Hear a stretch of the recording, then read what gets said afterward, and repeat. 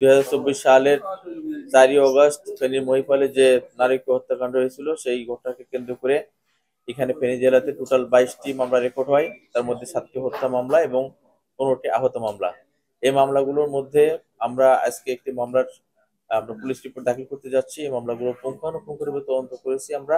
তদন্ত সাপেক্ষে এখানে আমাদের সাবেক সাবেক প্রধানমন্ত্রী শেখ হাসিনা, তার নাম সহ সাবেক পররাষ্ট্রমন্ত্রী আসাদুজ্জামান খান কামাল এবং সাবেক সড়ক ও যোগাযোগ মন্ত্রী ছিলেন ওবায়দুল কাদের সাহেব সহ এখানে ফেনী জেলার আছে নিজাম হাজারী, সাবেক সংসদ সদস্য, এবং মাসুদ খান চৌধুরী, সাবেক সংসদ সদস্য সহ অন্যান্য এখানে যারা এই ঘটনায় সম্পৃক্ততা পাওয়া গেছে তাদের নামে আমরা আজকে পুলিশ রিপোর্ট দাখিল করছি। এখানে এই মামলায় আপনারা যেটা বলতে চাচ্ছেন সেটা আমরা বিভিন্ন প্রযুক্তিগত সহায়তা নিয়েছি, বিভিন্ন এভিডেন্স কালেকশন করেছি এবং মিডিয়ার কালেকশন আপনারা যারা ওই সময় যারা মিডিয়াতে প্রচার করেছিলেন সে সমস্ত ঘটনা সেই মিডিয়ার ফুটেজগুলো আমরা সংগ্রহ করেছি এবং প্রিন্ট মিডিয়া ইলেকট্রনিক্স মিডিয়ার তথ্যগুলো আমরা সংগ্রহ করেছি। সংগ্রহ করে আমরা প্রযুক্তিগত সহায়তা নিয়েছি এবং এগুলো ফেক কিনা সেগুলো আমরা ফরেন্সিক করিয়েছি। ফরেন্সিক করে একবারে মানে অকার্ড যে তথ্য, একবার নির্ভেজাল তথ্য, সেই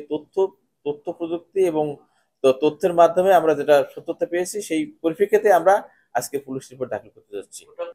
টোটাল আমাদের 221 জনের আমরা চার্জশিট দিচ্ছি। তার মধ্যে 156 জন এজেন্ট নেমে আসামি, বাকি যে কয়জন আসামি আসে আমরা তদন্তে পেয়েছি তাদের।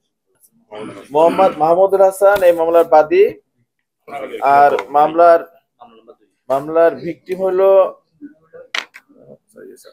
ভিকটিম হলো মৃত মোহাম্মদ মাহবুবুল হাসান মাসুম।